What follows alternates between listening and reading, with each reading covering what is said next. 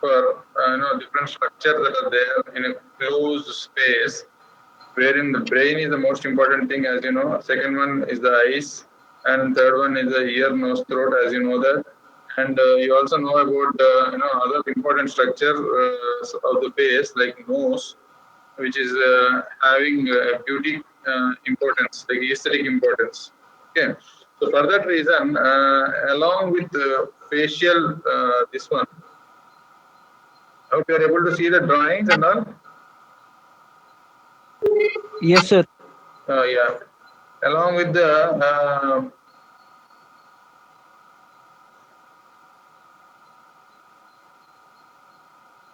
hello, Yes, sir. ENTs, number one, oral and maxillofacial surgeons.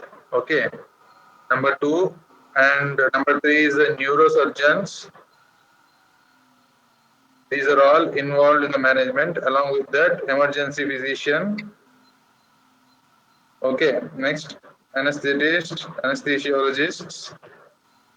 All are important in the management. So this is like a teamwork. Okay, team. As you know, team means more we. Okay, but as it is a frustrated thing also. So when you find the most important part, this is the part of the phase that is involved in RTAs, road traffic accidents, as you know, trauma. And frustration is there for surgeons. Anyhow, whenever you're handling this, you should be, with all the interest, you should examine it properly. Okay, you should examine it properly, and then you should have come to a conclusion properly. Come to a conclusion so that you can manage them happily. So you can manage them happily, and then you don't have any problem in further management. So it's a circle, like it goes on like that. Okay. So what are the gross divisions of the face? I hope you are able to hear properly. Yes. Gross Yes, sir. divisions of the face. If you take, cranium. Okay, as you know, calvarium is different, cranium is different, and face is different. So now, right now, we are going to deal about the face only. So upper one third is one thing. So this is the middle third. So the middle one third, and this is the lower third. As you know, this is the lower third. Lower third. So lower third, as it is, you can see this is the mandible that is important in this. This is the mandible that is important. And middle third, as you could see, so just above the level of upper teeth, you should have this one, and then below the supraorbital ridges. So this is the supraorbital ridge region. Supraorbital ridge region. So you divide it into one third, and one third. So third one involving the mandibular fractures. Middle third, as you know, the orbit is going to be there. Okay, so orbital lower wall is there. This is the nasal bone. These are the nasal bones that are there. Nasal bones. Rest all people, kindly mute yourself. Nasal bones are there, and you could find the septum over here, and this is the maxilla that is there, and this is the zygoma that is there. Okay, so different things you are able to find out in this particular middle third, which is having something called as, also called as the naso-orbitoethmoidal fractures. Okay, naso-orbitoethmoidal fractures. So they are called as naso-orbitoethmoidal fractures, as you know. So here will be the ethmoid bone, is it or not? So naso-orbitoethmoidal fractures, these are the most important things. These are the most important things.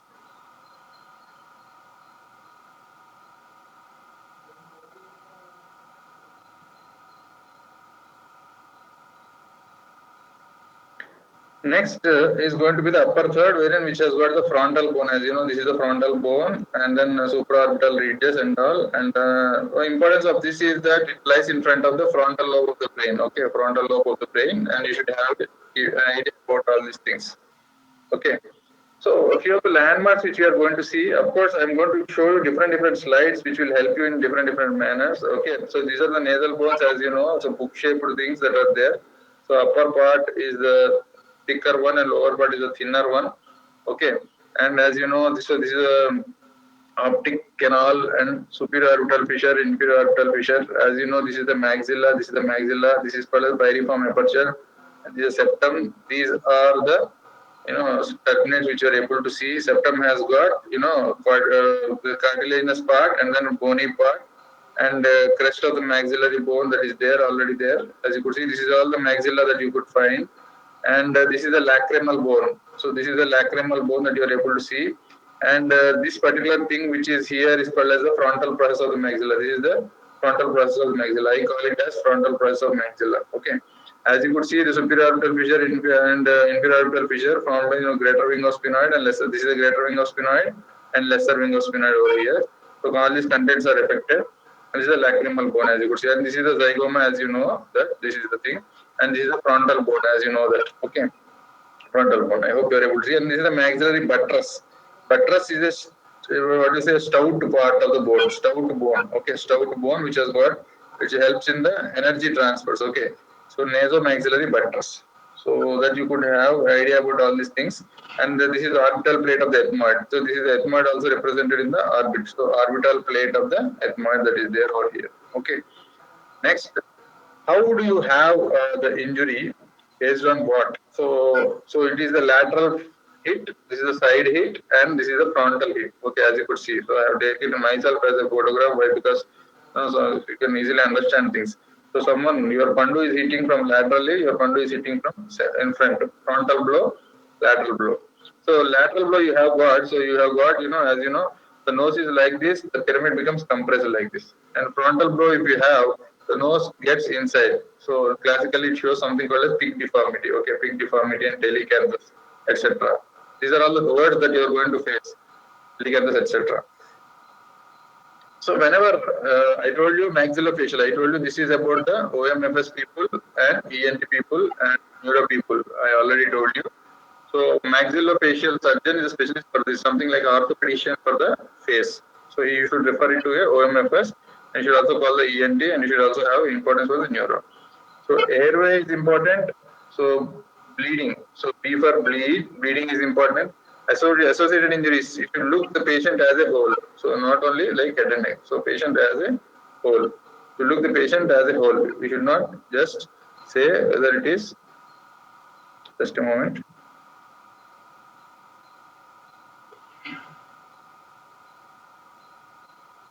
So you see the patient as a whole.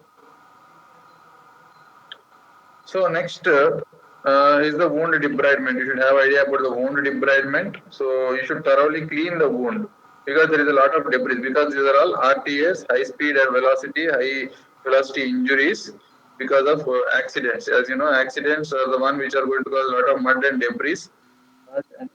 So you should be careful for that. Okay. The treatment of maxillofacial bone injury. So you may do the treatment at the same time or at the delayed. So you can delay the treatment. So based on the situation, you will be delaying.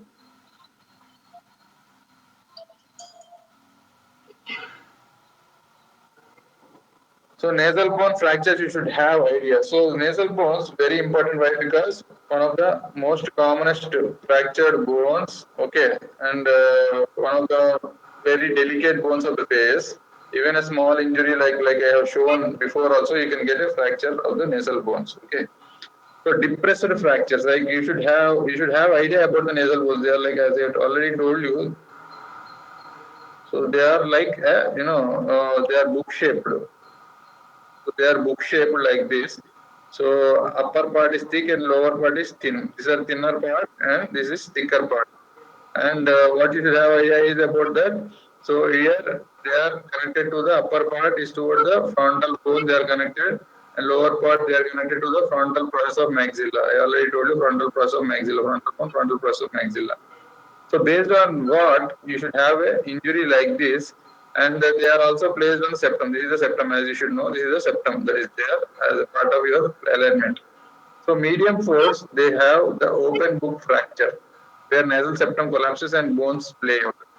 Greater force, they have got nasal bone shattering, splaying the frontal process of maxilla also. So frontal process of maxilla is a connection. Think that this is the maxilla. This one is called as the frontal press of maxilla. These are the, so this is septum, the one which can I already told you, frontal press of maxilla. So greater force has got relation with frontal press of maxilla also. So medium force, there is open book fracture where nasal septum only. So medium force is septum only. Greater force along with FPM. FPM is also fractured along with the greater force. Okay. So angulated fracture. So once you think that it is an angulated fracture, so medium force, ipsilateral nasal bone can be fractured. So angulated fracture means I told you. So frontal hit is like this. Angulated fracture is hitting from this side. Okay. So medium force, ipsilateral nasal bone fracture will be there. Greater force, bilateral nasal bone fractures along with septum and deviation of nasal bridge. So if you take this is the nose, this becomes the bridge of the nose. So force is increased, bilateral bones will be fractured, septum will be involved along with deviation of the nasal bridge. Medium force is ipsilateral nasal bone fractures. So it all depends upon. So depressed fracture, as you could see over here. So from front there is a blow, there is a depression. You could see the depression. Okay. From the lateral, that is angulated blow. So you could see there is damage over here, shattering over here, and shattering of the septum also. So septum is also involved. Bilateral nasal bones also involved. Bilateral nasal bones are also involved. So just a small classification. Okay. What are the clinical features you could find is the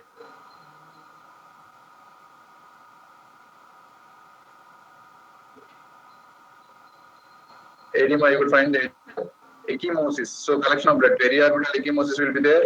There will be tenderness. Place your thumb here and index finger here and palpate. Okay. Palpate for tenderness and crepitations. Okay. Crepitus. So crepitus also to be palpated. Crepitus also present means there is a fracture. So as you could see here the crepitus and external nasal bone deformity. So there is a deformity. Always there is a deformity. So based on the injury. Epistaxis will be there. We have dealt it already. Injury related and laceration of the nasal skin. Any injuries are there on that, you should see that. So you should see the edema will be coming here. So edema, it starts initially. It starts at the injury and peaks at 3 days most commonly.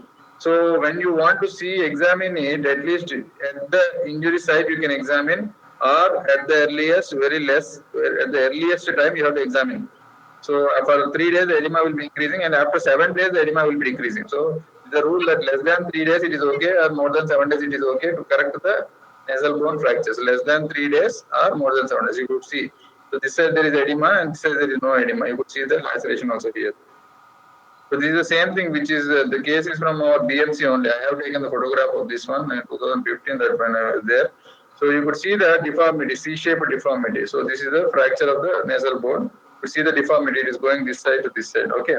So you go behind and take the photograph. Okay. So various views you should become a very good photographer to take. So for medical legal purposes and also for your documentation. For documentation, you should do the photographs. You could see the photograph, and then it is deviated, C-shaped deviation or S-shaped deviation, or or saddle nose. These are all dealt in your particular DNS class. Okay. Any external, this is all called as external deviation. External deviation you should have in mind. So if you take X-ray nowadays, it is not very much useful. It is very less useful. So you could see the fracture of the nasal bone over here. Okay. Fracture of the nasal bone. Whether there is comminution, you should see. Whether there is any hairline fracture, you should see. These are all different possibilities. Okay. Or shattering, you should see. Shattering can be seen. So anything can be there. So when the shape of the nose also to be seen, shape of the nose is retained. So you need not do much for it except for giving rest and painkillers. Okay. Shape of the nose you should see. Rest and painkillers. Displacement, there is no need of any treatment. You can just assure the patient, give counseling, and then give treatment for regular medical management only. Medical management for painkillers, rest, bed rest, head and up, etc. With the displacement, for example, displacement is there, you have to go for closed reduction or open reduction. So when you take reduction as a concept, reduction as a concept. So this is the symbol for fracture. Okay. So the name called as RB Gemenshaft osteosynthesis fragrance, RB Gemenshaft osteosynthesis fragrance. Okay. This is all words that are there taken in a Greek, that when plant is breaking, you put a splint like that and then tie it, the plant will be stable. So that is a concept applied for fractures also. So when fractures are there, you have to reduce the fractures. How are the fractures reducible? Number one is closed reduction, number two is open reduction. Fractures can be reduced by open reduction, that you are cutting and opening and seeing and then reducing, and without seeing and opening you will do blindly closed reduction. So most of the times closed reductions are okay, but open reductions are required in few conditions like infection, comminuted fracture. Comminuted means there are a lot of holes like this. Comminuted fractures are failed closed reduction. First, initially you do closed reduction. If it is failing, you go for open reduction. Okay. I hope you are able to see the writing also. Yes. Yes, sir. Yes. Okay. Yes, sir. Okay. I think it is good for you. You are able to grasp Yes, something sir. more than what is regular PowerPoint. Huh? Okay. Even we are also able to explain it well. So you follow the things properly, you will have a good concept. Okay. Concentratedly you listen and see the lecture 2 or 3 times. You will have a basic idea of what you are doing. Okay. This is just for concept. I'm not teaching anything, just telling you the concept. Treatment guidelines, I already told you, within 3 hours at the earliest. 3 hours you can say, and then at the late, beyond 7 days you can treat. Okay. Nasal bone fracture, treat it at the earliest. That is less than 3 hours if possible, or if you are taking some time, the patient is coming late, you do it after 7 days. Why? Because the 7 days is important for edema to subside. So it is healing by 2 weeks. Beyond 2 weeks in adults it heals, and 1 week in children it is healing. Okay, 1 week in children it is healing. So the Kulja concept is before 7 days only you have to treat it. Beyond that, your healing already occurs and it leads to something called as deformity.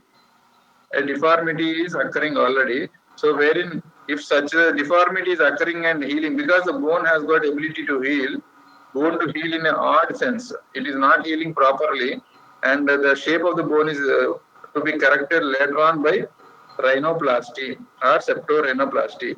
What is the surgery? Here are the questions for UG level. So what is the surgery for septum? That you know means you should say for deviated nasal septum you do septoplasty. For deviated nasal septum along with external nose deformity you go for septorhinoplasty. Okay, rhino is completely no, septum is only septum. Septorhinoplasty you should have it in mind. Okay, these are the 2 surgeries you should tell in exam.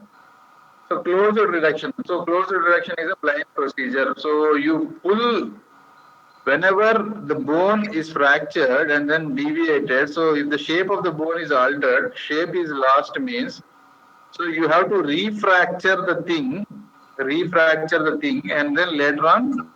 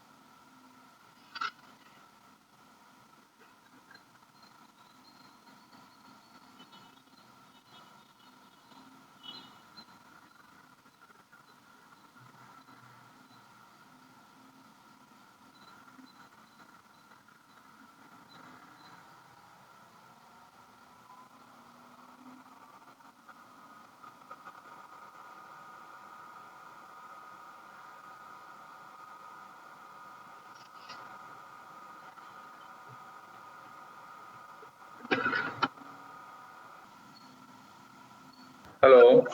Yes, sir. Yes, sir. Yeah, there was a power cut. Okay. Inconvenience regretted. Okay, now starting once again. So when you have a closed reduction, already the healed ones, you have to refracture them and once again reduce them.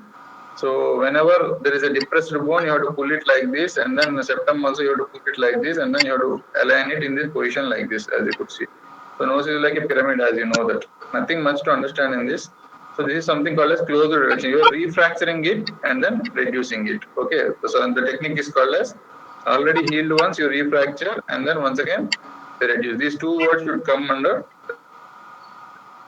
So closed reduction, non-depressed one.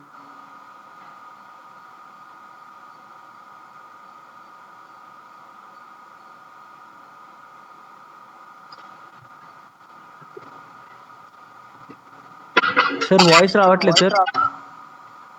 Is forceps. This is Ashish forceps. I'll show you the pictures also. So they are. Sir, voice is very good, sir. Voice is not coming. Hello. Hello. I think this processor is there now. Okay. Ashish forceps is for the septum. So Ashish is forceps is for the septum. You have to remember. Walsham forceps is for the nasal bones. Walsham forceps is for the nasal bones. So this one is, there is a gap in the middle. In the gap in the middle. So imagine that septum is going to sit. Okay, septum is going to sit. Okay, so that is Ashish forceps. Okay, Ashish forceps. So this one, there is no gap in the middle. Of course, if you close this, no gap in the middle, it is called as Walsham's forceps. Okay, Walsham's forceps. Okay. So you remember that wall is for nasal wall. Okay, nasal wall. What is that wall? That lateral wall of the nose. That is lateral wall of the nose. Ash is for the septum. So ash karo septum ke liye. Okay, septum. You remember it just like that. Ash is for the septum. So Walsham forceps, how is it being placed? You could see there is a rubber over here. Outside the rubber will be there. Inside will be there. And you will be holding the fingers like this. Okay, 1, 2, 3. You will be holding it like this and disimpacting and re-impacting. So refracturing is a process during this Walsham's forceps. Refracturing is done. Refracturing is done. So you could see the Walsham's forceps, like a tea holding, tea kettle holding forceps, something like that. Okay, so this is the guard for the skin. This will be asking you in the Viva. Okay, this is preventing the skin to get irritated. So Walsham's forceps, right side, left side, you have seen. Next, Ashish forceps. Of course, if you see from the side, if you look it from the side, you have got an angulation like this for this Ashish forceps. So this is angulated. It's not straight, of course. Okay, this is angulated like this.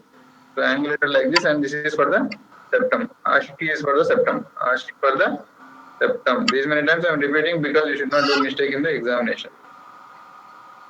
So there is something called external splint. Okay, imagine you are at Hollywood cinema. Okay, so wherein the villain keeps the external splint like this to not to get identified. Okay, so that is called as external splinting. It can be left for 2 to 3 weeks. Okay, it can be left for 2 to 3 weeks.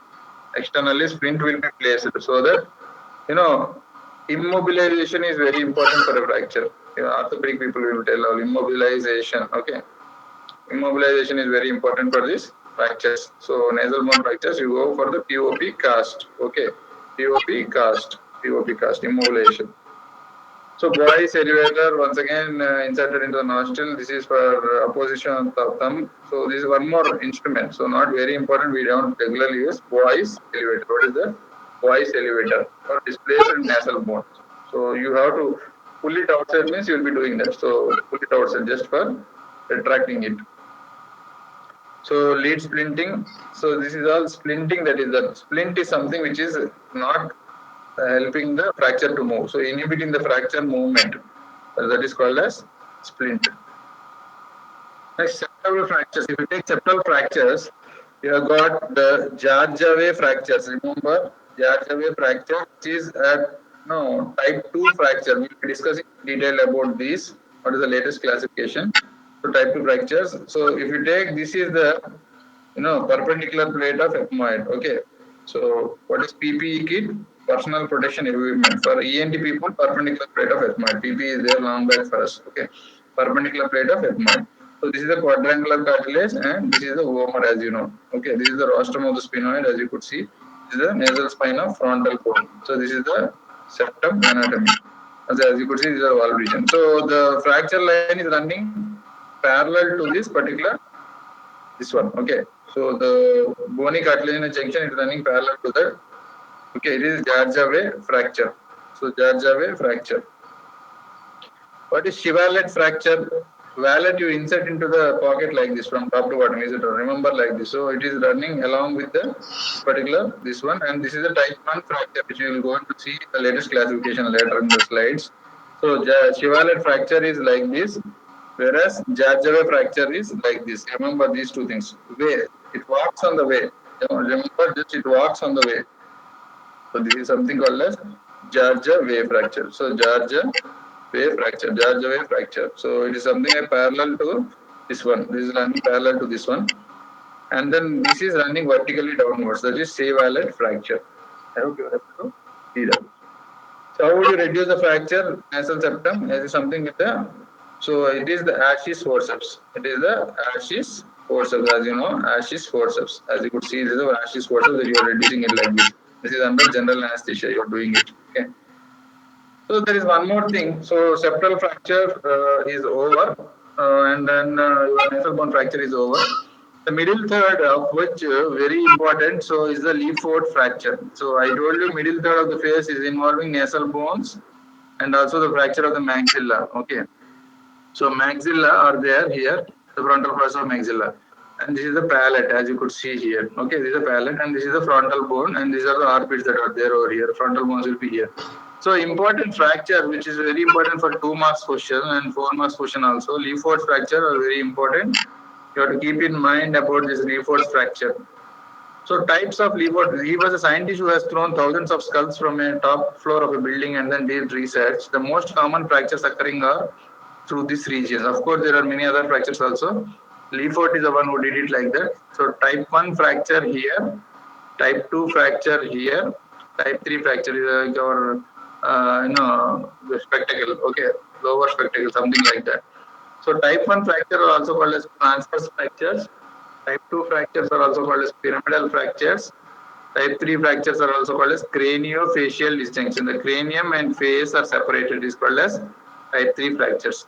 So type 1 fractures are also named by other name called as scientist called as Guerin's fractures. Guerin's fracture, G-E-U-R-E-N, Guerin's fractures, pyramidal fractures, and craniofacial disjunction. So from below to up, bottom to top. What is the destination for this fracture line to travel? At the end, they go towards the pterygoid plates. Okay, they go towards the pterygoid plates. Pterygoid plates. So destination is pterygoid plates. If you take the pterygoid plate side view, the one pterygoid plate side view, the first fracture will be moving like this, second fracture will be going like this, third fracture will be going like this. 1, 2, 3. From the side view, I am showing. So this is the pterygoid plates when you have fracture. So this is called as the pyriform aperture of the nose, septal boundary of the nose, skeletal boundary of the nose. I'm sorry. So Leaford fracture, it is also called as Guerin fracture. I already told you. It runs above the nasal floor. How it runs, it is important. Okay, lower part of the nasal septum is called as lower part of the nasal septum. Through the nasal septum, lower part, as I told you, and it goes below the maxillary sinuses, lower part of the maxillary sinuses, and inferior parts of the pterygoid plates. I already told you the pterygoid plates are the one which are boundaries 1, 2, and 3. So this one is the Luford's type 1, as you could see from here. Going towards the pterygoid plates will be here, somewhere here. So Leford's type 1. So these are called as nothing but Guerin's fracture. Okay, Guerin's fracture. Okay. And pyramidal fracture. Why? Because the shape is like a pyramid. You could see the pyramid, something like this, draw a pyramid like this. So previously it was like this. Now it is like this. Okay. So now it is like this means it is an oblique fracture. So where is it running from? The maxillary sinus floor. Once again, the floor of the maxillary sinus. Floor of the maxillary sinus. Infraorbital margin is very important. So this is the infraorbital margin, infraorbital rim it is running.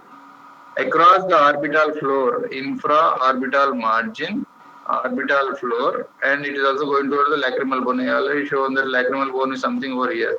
So lacrimal bone. So what is attached to the lacrimal bone is a medial canthal ligament. So medial canthal, if you take the eyeball like this, so the medial canthal ligament is attached to the lacrimal bone. It also goes through the nasion. So it also goes through the nasion. This is the nasion, as you know. So this is the nasion. So nasion. There are a lot of ions in the skull. There is a different issue. Nasions. Okay. So Leaford fracture type 3 is also called as craniofacial disjunction. Medial orbital wall, superior orbital fissure, across the sphenoid bone and zygomatic bone, zygomatico-frontal suture and inferior to the pterygoid plates. I told you pterygoid plates, as you could see, 1, 2, 3. So the pterygoid plates are very important. So they go for pterygoid plate level. So this is, as you could see, is a spectacle shaped fracture that is running. Fracture involving the superior orbital fissure is Lefort type 3 fracture. It is also called as craniofacial disjunction. So face is separated from cranium. This is craniofacial disjunction. So medial orbital wall, it is going through the medial orbital wall. Superior orbital fissure also going across the sphenoid and zygomatic bone. So zygomatic is the zygomatico-frontal suture. I call it as Jaffa suture. Okay, zygomatico-frontal suture. So we'll see that. So zygomatico-frontal suture. So as you could see the overview, so I told you this is the zygomatico-frontal suture. As you could see from here, this is all getting separated, superior orbital fissure, and it is going to get separated. So this is craniofacial disjunction. So Lefort's type 1, as you could see over here, lower part of the nasal septum, and this is how it is getting separated. Type 2, as you could see, it is passing through the nasion. So type 2 is passing through the nasion. Okay, 2 is passing through the nasion, as you could see over here.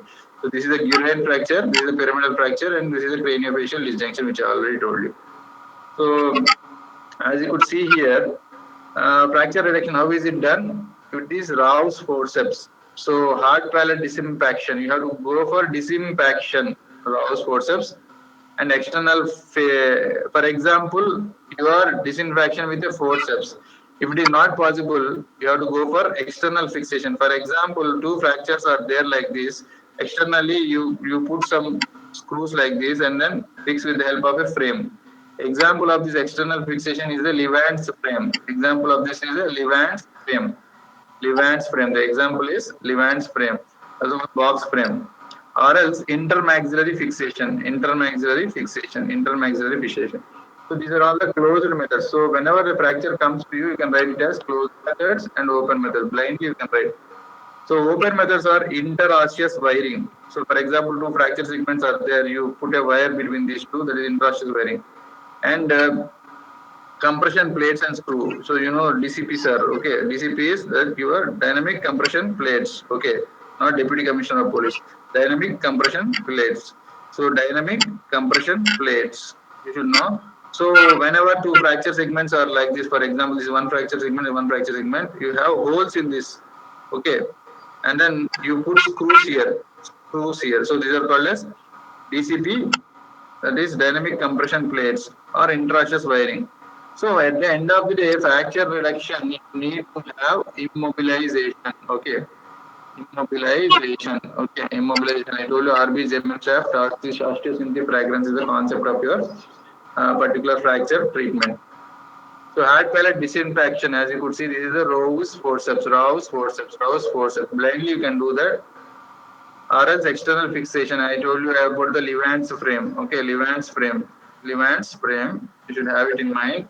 External fixation like this, or intermaxillary fixation in between this maxilla. Okay, this previously the maxilla is called as maxilla 1 and mandible is called as maxilla 2. Okay, so maxilla 2, like doom 1 and doom 2. Okay, so maxilla 1, therefore it is called as maxilla. That is why sometimes there is intermaxillary fixation. It is called as intermaxillary fixation. You are fixing it between these two. Like these are the screws that you are able to see that.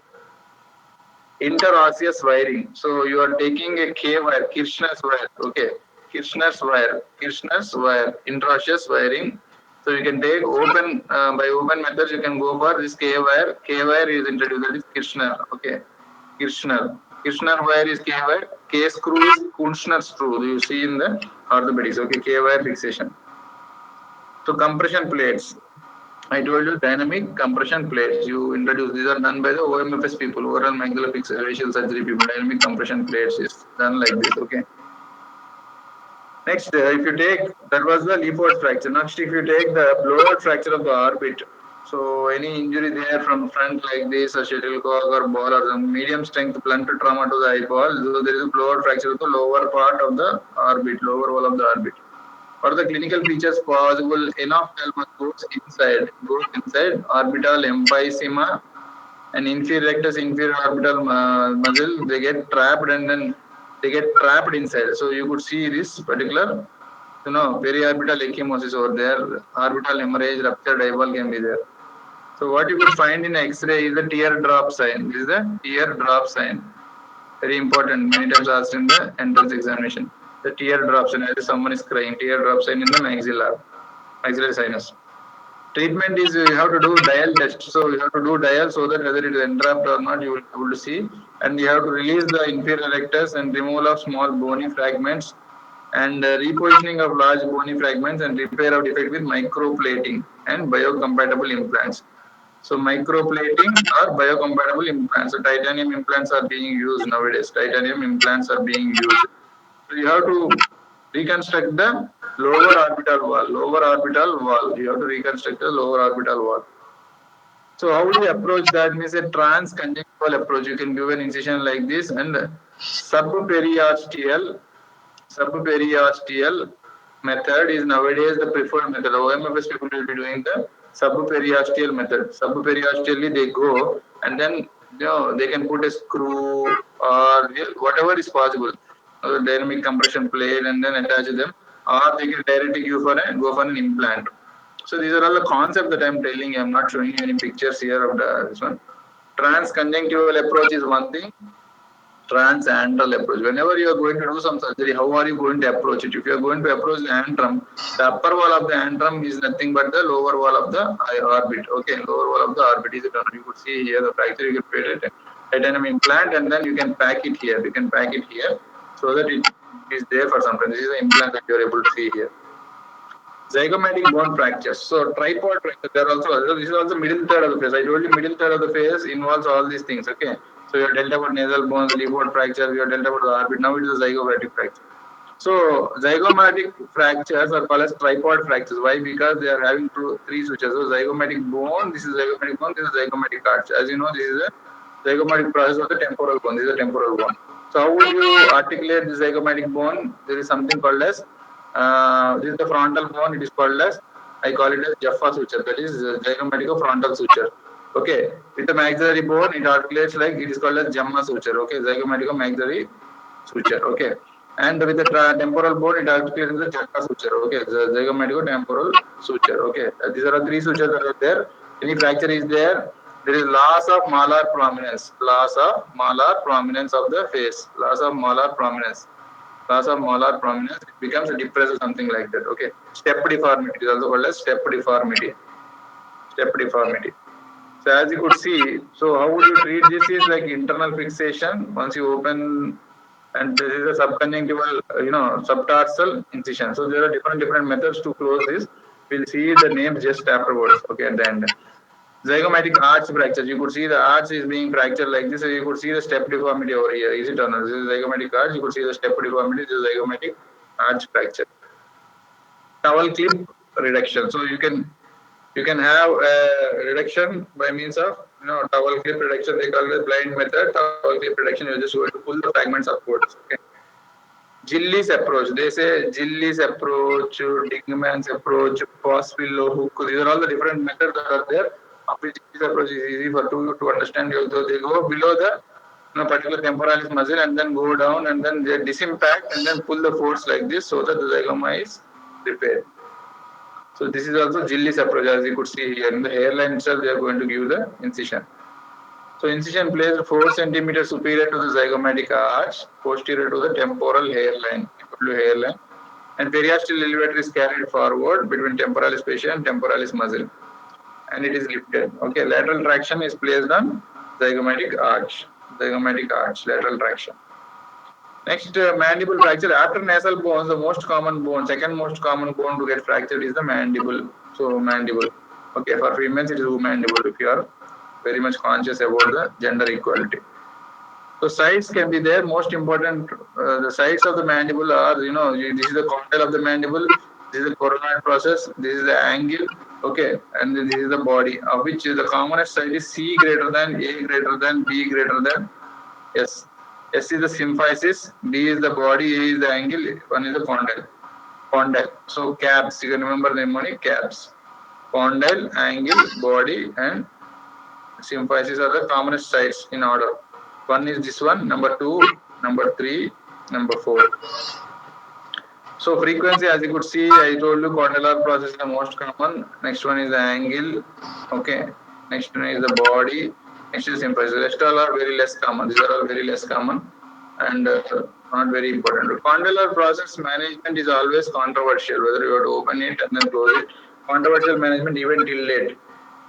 So favorable and unfavorable fracture. What are the favorable and unfavorable fracture? When the fracture, for example, if you can take this masseter muscle, along the line of the action of the muscle, if it is there, it will be a favorable one. Okay. Against the line of action, it is there, it is an unfavorable one. Okay. Unfavorable one. So unfavorable one, this is a favorable one. If it is acting along the force of the line of muscle pull, it is a favorable one. Why? Because mandible, something which is related to eating and all, you have to shut down the mouth for a few days, at least 3 to 6 weeks. Okay. What are the features that are there? Trismus, malocclusion, ecchymosis of the oral mucosa, tenderness, crepitus, step deformity. These are all known things. You can just understand. So what is the diagnosis? How would you do? Means lateral X-ray you can take. So this is a head bone, lateral X-ray you can take. That's it. And then this is the orthopan tomogram. Orthopan tomogram can be seen from here to here. You will see the fractures here. Orthopan tomogram. So how is the fracture reduced? So every time you go for closed reduction and open reduction. Closed reduction is also called as intermaxillary fixation. We have already seen. It is called as interdental wiring, arch bars and rubber bands. These are not being done nowadays. Less being done, or very less, rarely done. Open methods is very important. So nowadays lag screws or dynamic compression plates. I already told you. You can write this concept: dynamic compression screws and plates. Okay, intraosseous wiring. So this is the older method and this is a newer method. How is it being done? Now it is subperiosteal exposure. I already told you. Okay. Subperiosteal exposure. You can do it by that way. So interdental wiring, I already told you, intermaxillary wiring, and these are the arch bars and rubber bands. They immobilize. This is all for the immobilization. They will be doing all these things for the immobilization. They are called as arch bars and rubber bands. They will put all these things and then they put the rubber bands and then they'll immobilize them. Next, interosseous wiring, as I already told you, K wire can be done. Interosseous wiring in between the fracture bones. I told you screws, lag screws can be used. So this is the post-operative thing. That is a lag screw. You could find the lag screw over here. And compression plates. This is a dynamic compression plates. This is done by oral maxillofacial surgeon. I already told you. So dental people of which who deal the fractures of the face are like orthopedics of the body. Okay, they are called as oral maxillofacial surgeons. So DCP, after putting that compression plates. Compression, why they put compression plates? The concept is that it leads to osteogenesis.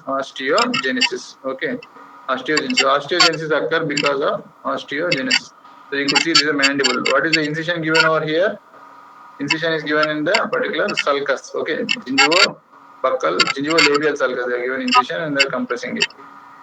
So you could see compression plate X-ray. So these are the compression plates that are being put over here. This is a orthopan tomogram. What is X-ray called as? Orthopan tomogram. Pan means completely, tomogram. Something like that. So after this, we have to see.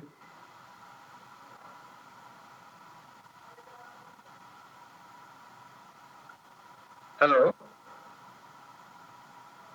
Hello? Yes, sir.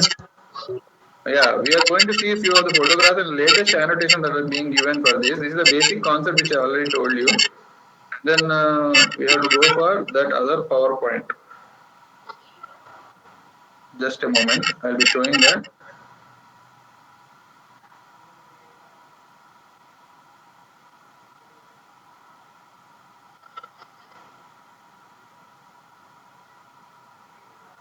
In 5 minutes, we will be running through. Are you able to see that? Yes? Yes, sir. PPT seen, no? Okay. So, facial fractures. So, how common? They are extremely common. Almost 10% will have these facial injuries. What is the management protocol for generally you have to go for airway is essential. So, A, B, C, D is most important. Airway, breathing, circulation, and disability condition. Okay, early rehabilitation is something E, F, till Z. You can write whatever you want, but these are the important things. So semi-rigid internal fixation. So they are going to be managed nowadays by semi-rigid internal fixation. Internal fixation is a rule nowadays. I told you subperiosteal exposure already done for you. Wiring is not at all done nowadays. I already told you. CSF rhinorrhea is to be answered. If there is a fracture of perpendicular plate of ethmoid and cribriform plate, CSF rhinorrhea has to be answered accordingly. You have to think of retrobulbar hematoma also. Retrobulbar hematoma is also very important. You have to think of it. So it leads to blindness. This is a concept which is need to be addressed. So it should be excluded in all the middle third facial injuries. So retrobulbar hemorrhage is very important middle third because the orbit is going to be involved. So there can be damage of anterior ethmoidal artery, posterior ethmoidal artery, which I already told you before. Okay, and leads to retrobulbar hemorrhage. Successful outcome depends upon how do you see for dental occlusion, soft tissue repair, facial proportions. You should know pre-injury picture also should be seen. Okay, nowadays everybody has got DPs. Pre-injury picture you have to see for the patient, and post-injury you have to counsel him. Etiology, RTA, violence, suicidal, sports injuries, as you know these things. Exact mechanism has to be asked. So for medical legal reasons, you should record it. And screening examination is very important. I told you how to have patients to examine the patient properly. You have to detect. So as a part of, you have to notify all the injuries. Okay, very important in the injuries of the face or whatever it is anywhere in the body, of course. Prognosis is likely to be based on the stability. What is the primary care? You have to go for ALS and BLS. Anything is needed, advanced life care, basic life support, all those things you have to go for it in an emergency department if needed. Okay, if you are outside, there is a different issue. So if you are outside and if there is an injury and patient is having some blood clot or anything like that in the airway, you decide like that, you go for something called as cricothyrotomy. Cricothyrotomy. Cricothyrotomy. So when you take, this is the hyoid bone and this is the thyroid cartilage. Okay, and this is a cricoid cartilage. So this is hyoid bone, thyroid cartilage, and cricoid cartilage. Okay, cricothyroid membrane is there here. You have to puncture this. You can take any pen or anything like that, or any needle in an emergency, not outside. Okay, in a needle you can go for and puncture it and establish the airway. So rapid primary survey should be done. This is an emergency procedure. You should know airway, breathing, circulation, disability, including the neurological dysfunction, and exposure should be there. Ensure all the things are identified. Okay. A normal person, healthy person can lose up to 30% of the blood loss, beyond which is you have to go for blood transfusion, which is very important if you have. And ventilation is important. I already told you. Airway is the most important. As far as this, of course, anesthesia concern now, this CBA, circulation breathing airway, they are calling it like this. So latest terminology, circulation breathing airway is the latest way that we have to assess. Of course, anything can be assessed like that. So oral or nasal bleeding is there because maxillary fractures and all are related to your lot of rupture of maxillary artery. So related branches are there. As I already told you, it can lead to lot of bleeding. You have to control it with means of epistat, as you know that. Posterior displacement of the tongue is very important in mandibular fractures. It leads to airway block. Okay, so you should see that genioglossus muscle helps in blocking, in preventing the airway block. So you have to see that the posterior part of the tongue is very important. It is not blocking the airway. And maxilla also, when it is displaced posteriorly, it is very important. So hypoxia, CO2 you should see. I already told you about the cricothyrotomy, and if needed, you have to go for tracheostomy also. I'm trying to see, take the important points only. I will run a bit faster. And the class will be done in 10.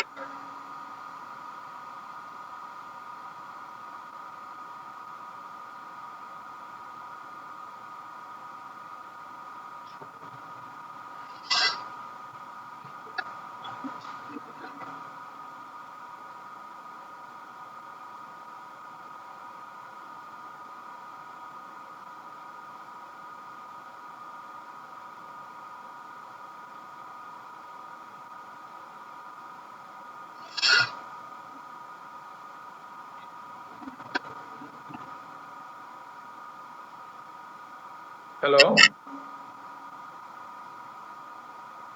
Hello? Hello?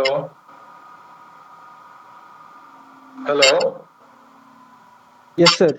Yeah, the power cut. No, we'll continue. So it will be ending in 10 to 15 minutes. It will be over. I have a class again, once again now. No, sir. Hello. No class means we'll continue and then we'll complete it. Okay. So cricothyrotomy, as I already told you, for establishing the airway, you should be doing that, and tracheostomy if needed. This is the role also you can do, but this is what to be done. So OT is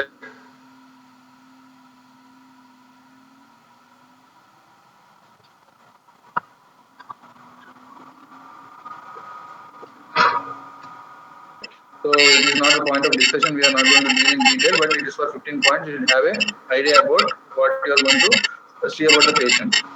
So neurosurgical advice, as you could see, when it is needed, you have to go for it immediately. These are all the emergency things which you are supposed to do.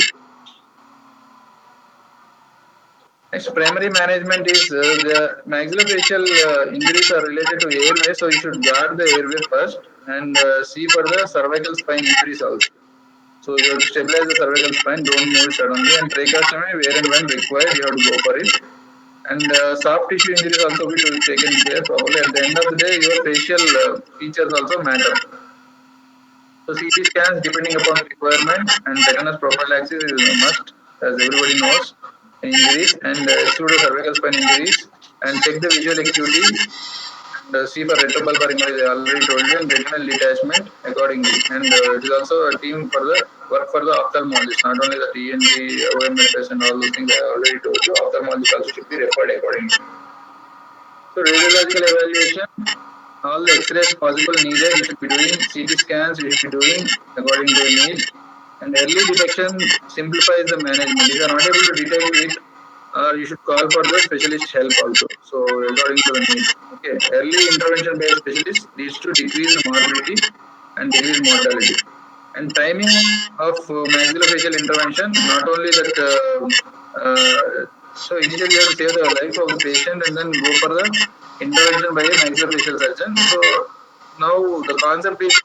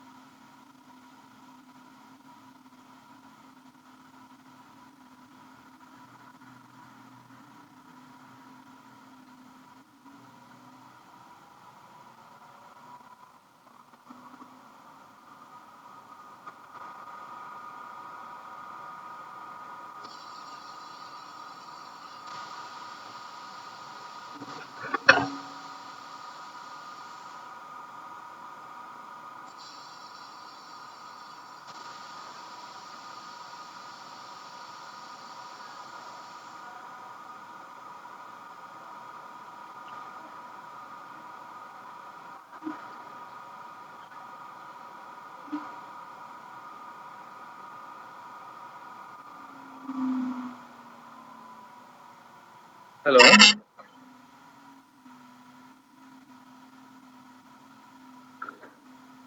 Yes, sir.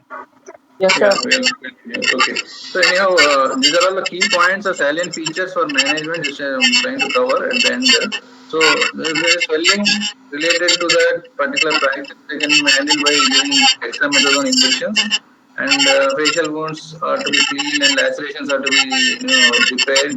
And based on that, if parotid duct injury, facial nerve injury, all those things are to be repaired accordingly. So these are all minor points which I already told you.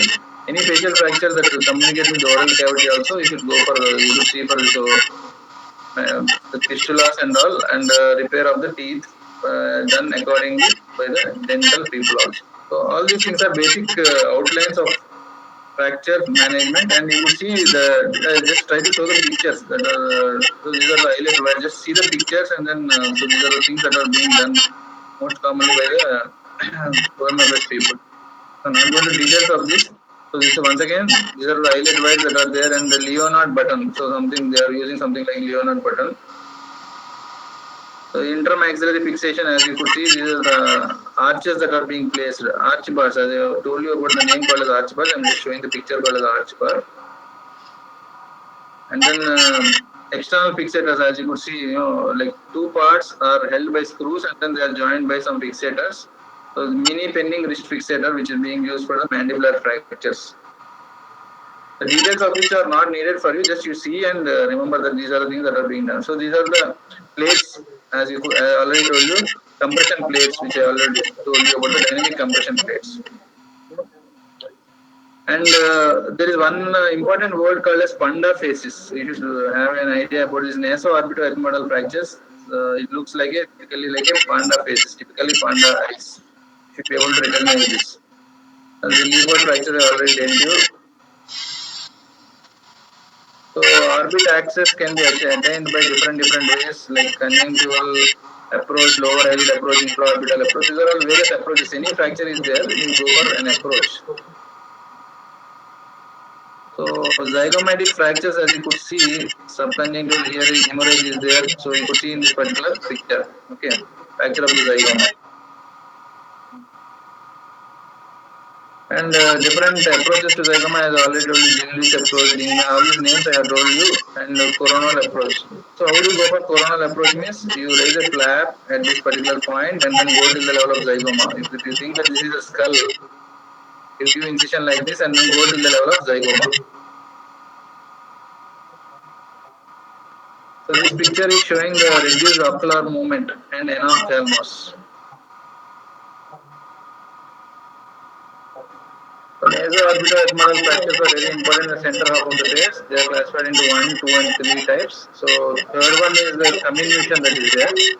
And first one is a single fragment. And then the second one is a fragment attached to the bone. The picture of the naso-orbitoethmoidal fracture, you could see the pig nose. They can call it as pig nose.